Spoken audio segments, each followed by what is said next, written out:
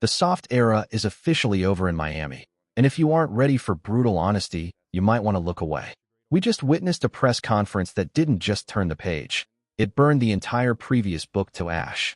The new regime is here, and their message to the locker room was loud, clear, and absolutely ruthless. Before we dive into the wreckage and the rebirth, do me a massive favor and smash that like button, subscribe to the channel, and turn on notifications so you are the first to know where this team goes next. We have to talk about what just happened.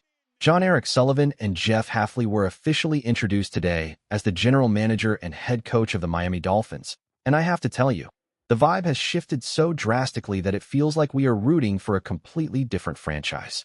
We went live earlier to cover the raw feed, but now that the dust has settled, we need to break down the key takeaways because there was a lot of subtle messaging buried in those answers. And frankly, some of it was not subtle at all. If there was one headline, one banner to fly over the stadium after today, it is the philosophy that John Sullivan hammered home repeatedly. I'm talking 4, maybe 5 times, he went back to this specific well. It was in his opening statement. It was in his answers to the beat writers. It was the same thing he said when he was climbing the ranks in Green Bay. The mantra is simple: draft, develop, retain. It sounds basic, right? It sounds like football 101. But think about what we have endured as fans for the last few years. How many times have we sat here, pulling our hair out, watching our homegrown stars, guys we fell in love with, guys who defined the grit of this team, walk out the door for nothing? Sullivan made it crystal clear that those days are done. He effectively looked at the history of this team, letting elite talent like Christian Wilkins, Robert Hunt, and Andrew Van Ginkel walk away in free agency, and said, never again. The new vision is that if this team spends draft capital on a player, and that player hits, if they become a cornerstone of the culture, they are not going to be allowed to leave. They are going to be resigned. They are going to be paid. It is amazing to finally hear a general manager and a head coach speak with one voice on this. We talk about aligned vision all the time, but today, for the first time in a long time, it actually felt real. Now, let's get into the tactical side of things, because this is where it gets interesting. Takeaway number 1. Jeff Hafley is calling the plays. If you've been following the rumors, you probably saw this coming. There were whispers from people close to the situation that Hafley wanted to keep his hands on the wheel of the defense, and today he confirmed it. He didn't hesitate. He said it is very important to him and that he wants the details to be exactly to his specifications. Initially, I'll be honest with you, I was skeptical. I usually prefer a first-time head coach to take a CEO role, to manage the clock, manage the personalities, and oversee the entire operation without their head buried in a play sheet. But the more I sit with this, the more I love it. Why? Because Hafley is an elite defensive mind. Look at what he did at Ohio State in 2019. Look at what he did with the Packers' defense over the last 2 seasons, dragging them into the top 10. The man knows how to scheme. But more importantly, this creates instant accountability. There is nowhere to hide. If the defense gets shredded, we don't have to wonder if it's the coordinator going rogue or the head coach interfering. It's all on Hafley. It gives us a direct line of sight into his competency. We will know immediately if he is overwhelmed or if he is elevating the talent. It is a bold move, but it shows he isn't afraid of the pressure. But this brings me to the absolute biggest controversy of the day, and I need to hear from you on this one. Question of the day: do you like the decision for Jeff Hafley to call the defensive plays while trying to learn how to be a head coach? Is it a power move that you love, or is it a recipe for disaster and distraction? Go down to the comments section right now, type Y for yes or N for no, and tell me why. Moving on to the elephant in the room, the quarterback.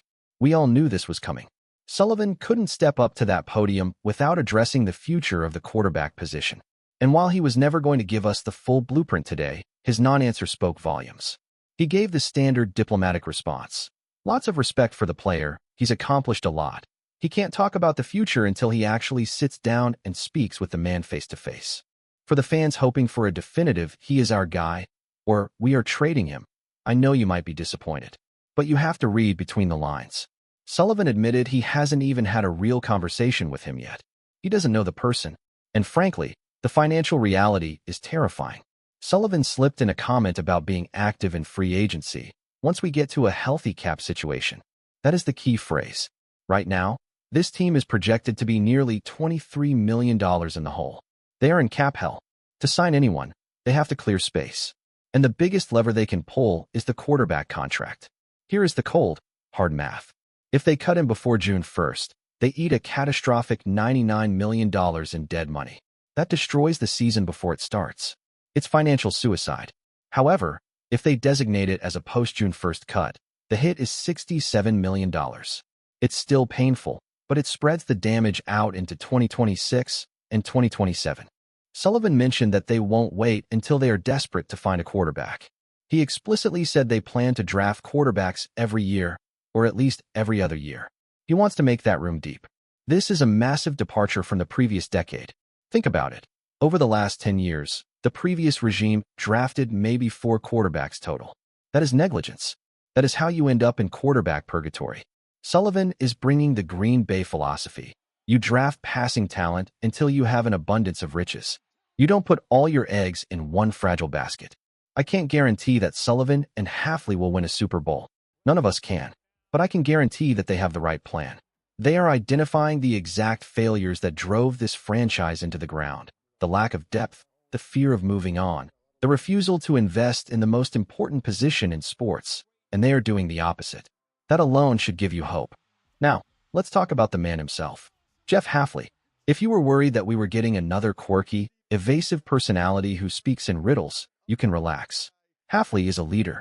He is everything we hoped for in terms of presence. When the media asked him tough questions, he didn't look down at the podium. He didn't look at the PR guy for help. He locked eyes with the reporter and gave a straight answer. It sounds like a small thing, right? Eye contact.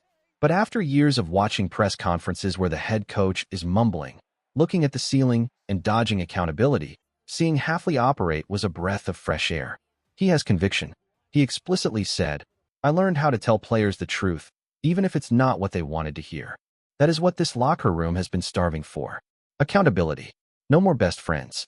No more walking on eggshells. Just the truth. He also clarified why he left Boston College. Remember, he wasn't fired. He walked away from a Power 5 head coaching job to be a coordinator in the NFL. Why? Because the college game is broken.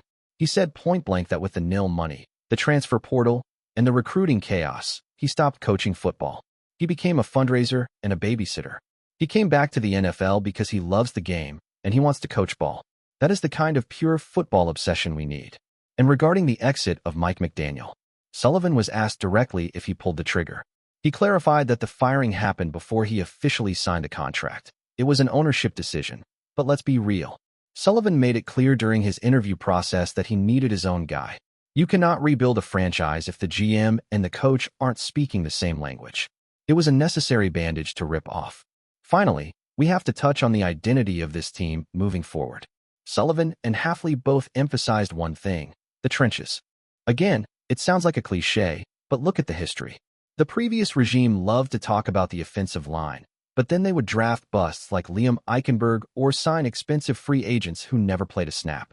Sullivan comes from an organization in Green Bay that hasn't had a bad offensive line in 20 years. Why? Because they draft linemen constantly, usually in the middle rounds, and they develop them. They found all-pro talent in the 4th and 5th rounds repeatedly. That is the blueprint. Hafley described the offense he wants: physical up front, able to run the ball when the whole stadium knows you are running it, and then hitting explosive plays off play action. This brings us to the final piece of the puzzle: the offensive coordinator. Hafley needs someone who aligns with this vision.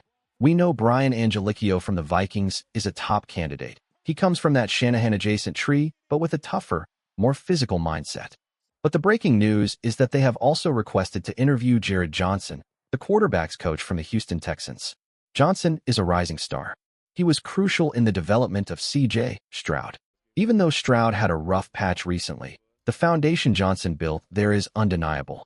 If Miami can land a young, innovative mind like Johnson to pair with Hafley's defensive expertise and Sullivan's roster-building discipline, we might finally be cooking with gas.